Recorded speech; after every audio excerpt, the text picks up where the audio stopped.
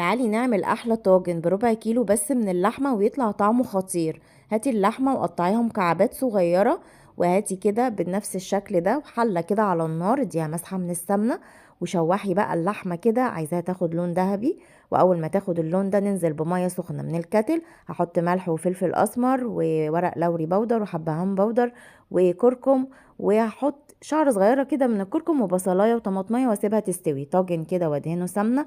وهحط بقى الرز بتاعنا يكون مغسول ومتصفي كويس، واحط ملح وسمنة واقلبهم كويس جدا. وبعد كده هحط مكعبات اللحمة بعد ما اكون اتأكدت ان هي استوت خالص، واغرزها كده جوه الرز، انزل باللبن وكوباية من الشوربة واغطيها كده بالقشطة، وش اللبن بيطلع قشطة، حطيها كده على الوش.